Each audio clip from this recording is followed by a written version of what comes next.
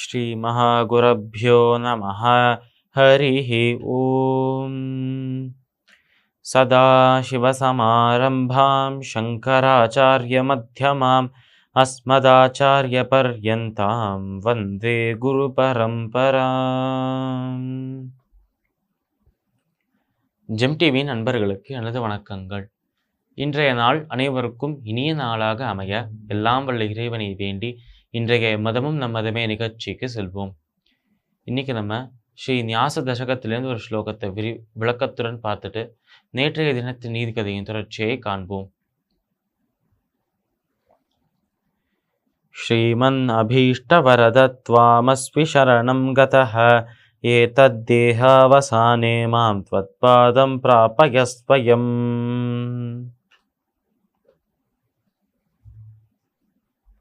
இந்த ஸ்லோகம் ஸ்ரீ நிகமாந்த மகாதேசிகன் இயற்றிய ஞாச தசகத்தின் 4வது ஸ்லோகம். இந்த ஸ்லோகத்தில் நம்மளோட தேசிகன் பெருமாளை பார்த்து பிரார்த்தனை செய்கிறார். இந்த ஸ்லோகத்தை துவங்கும் போதே ஒரு அழகான வார்த்தை ஸ்ரீமான் என்று அழைத்து ஆரம்பிக்கிறார் நம்மளோட தேசிகன். ஸ்ரீமான் என்று சொன்னாலே ஸ்ரீக்கு பத்தியாக, லக்ஷ்மிக்கு பத்தியாக இருப்பவர், லக்ஷ்மிக்கு கணவனாக இருப்பவர், லக்ஷ்மிக்கு ரொம்ப பிடித்தவராக இருப்பவர், லக்ஷ்மியை பிடித்தவராக இருப்பவர். அதே மாதிரி லக்ஷ்மியின் அந்த கட்டாட்சம், அந்த கருணை பார்வை எப்பொழுதுமே இவர் மேலே தான் இருக்கும். அதனாலேயே அந்த லக்ஷ்மியின் அந்த அருளை பெற்றவராகவும் இருக்கிறார் நம்மளோட பெருமாள். அப்படி அந்த லக்ஷ்மியுடன் சம்பந்தப்பட்ட அனைத்து விஷயங்களோடும் நம்ம பெருமாளை சம்பந்தப்படுத்தி பார்க்க முடியும் என்று அழகாக சொல்லி ஸ்ரீமான் என்று அழைக்கிறாராம். அப்பேற்பட்ட லக்ஷ்மி பத்னியாக இருப்பதால் பெருமாளுக்கு பெருமை இன்னும் கூடிவிட்டது என்று சொல்லிதான் இந்த ஒரு ஸ்லோகத்தை துவங்குகிறார் நம்மளோட தேசிகன்.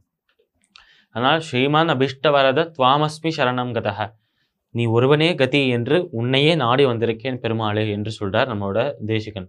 நீ ஒருவனே கதி, உன்னை தவிர என்னை காப்பதற்கு, என்னை ரட்சிப்பதற்கு வேறு யாருமே கிடையாது. அதனால் நீ ஒருவனே கதி என்று உன்னிடம் சரணாகதி செய்த அனன்யமாக, அனன்யம் என்று சொன்னாலே வேறு எந்த ஒரு சந்தேகமும் இல்லாமல், எந்த மனதுக்குள்ளே எந்த ஒரு கலக்கமும் கலப்படமும் இல்லாமல் தூய்மையாக அந்த இறைவனிடம் நம்மையே சமர்ப்பணம் செய்வது, நம்மையே அர்ப்பணம் செய்வதுதான் இந்த ஒரு சரணாகதி என்கிற தத்துவம். அப்படி அனன்யமாக உன்னிடமே சரணாகதி செய்கிறேன். அப்பேற்பட்ட நீ என்னை காப்பது உன்னுடைய கடமையாக மாறிவிட்டது. உன்னுடைய கடமையை நீ நிறைவேற்றே தீர வேண்டும். அதனால் இந்த உடலை விட்டு இந்த உயிர் பிரியும் அந்த தருவாயில், இந்த உடலை விட்டு உயிர் போகிற அந்த சமயத்தில் இந்த உயிருக்கு, அந்த ஆத்மாவுக்கு முக்தியை அளிப்பாய், மோட்சத்தை அளிப்பாய் என்று பிரார்த்தனை செய்கிறார் நம்மளோட தேசிகன். ஆனால் இந்த உடலை விட்டு உயிர் பிரியும் சமயத்தில் அந்த பெருமாளையே நினைத்து கொண்டு இறுதியில் அந்த இறைவனுடைய இரண்டர கலக்க வேண்டும் என்பதுதான் தேசிகனின் ஆசையாக இருக்கு. அதை நமக்கு சொல்லி நமக்கும் அதை உணர்த்துறார். உங்களுக்கும் அதே ஆசை இருக்க வேண்டும் என்று சொல்றார் நம்ம தேசிகன். இந்த ஸ்லோகத்திற்குண்டான விளக்கம் இதுவே. இப்ப நம்ம நேற்றைய தினத்தின் நீதிக்கதையின் தொடர்ச்சியை காண்போம். நம்மளோட ராஜா இந்த சத்தியவிரதன் என்பவர் அந்த மாளிகையின் கதவுகளை கடந்து போகும்போது தன் பின்னாடி யாரோ ஒருத்தர் பின்தொடர்ந்து வரா மாதிரி இருக்க, இவரும் திரும்பி பார்க்கும்போது ஒரு அழகான பெண்மணி வர்றதை பார்க்கிறாராம். பல ஆபரணங்கள் அணிந்து கொண்டு, ரொம்ப காஸ்ட்லியான ஒரு துணி, ஒரு காஸ்ட்லியான ஒரு ஆடையை அணிந்து கொண்டு, ஒரு ஒளி பொருந்திய சுரூபத்தோடு வந்த இந்த பெண்மணி தன்னை நோக்கி வருவதை உணர்கிறார் நம்மளோட ராஜா சத்தியவிரதன்.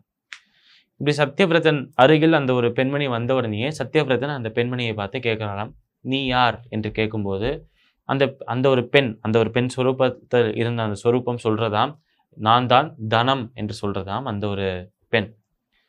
இப்படி தனம் என்று சொன்னால், தனம் என்றாலே செல்வம் என்று பொருள். இப்படி நான் தான் செல்வம் என்று சொன்ன உடனே அந்த ராஜாவுக்கு ஆச்சரியம் ஆயிடுறதாம். என்ன ஆச்சு? செல்வமாக நீ இருக்கிறாய், தனமாக நீ இருக்கிறாய். தனம் எந்த இடத்துல இருக்கோ நிம்மதியும் அங்கதான் இருக்கும். என்னோட ராஜ்யத்தில் தனம் எப்பொழுதுமே இருக்கணும், கஜானாவில் எப்பொழுதுமே அந்த செல்வம் குறையக்கூடாது. அந்த தனத்தை வைத்து நான் இந்த மக்களுக்காக நற்பணிகள் பல செய்யணும் என்று ஆசைப்படுகிறேன். இந்த ஒரு சமயத்தில் என் ராஜ்யத்தை விட்டு நீ செல்கிறாயே, அது ஏன் என்று தெரிந்து கொள்ளலாமா என்று கேட்கிறார் நம்மளோட இந்த ராஜா. ஏனென்றால் இங்க வர இந்த பெண், இந்த கதையில மேலும் இந்த மாதிரி தான் பல கதாபாத்திரங்கள் வரும். இந்த பெண்ணானவள் சாதாரண பெண், ஒரு மனித பெண் அல்ல. அவள் தனத்தின், செல்வத்தின் ஒரு சுரூபமாக இருப்பவள். செல்வத்திற்கு ஒரு சுரூபம், ஒரு ரூபம் இருந்ததுன்னா, ஒரு ஃபார்ம் இருந்ததுன்னா அது இப்படிதான் இருக்கும். அதனால் தனத்தின் சுரூபமாக தனலட்சுமியாக இருந்தவள் அந்த பெண். அந்த பெண் அந்த ராஜாவை பார்த்து சொல்றாளாம், எனக்கு இங்கே இருந்து ரொம்ப போர் அடித்து போயிடுது, எனக்கு ரொம்ப இங்கே இருந்து அழுத்து போயிடுது.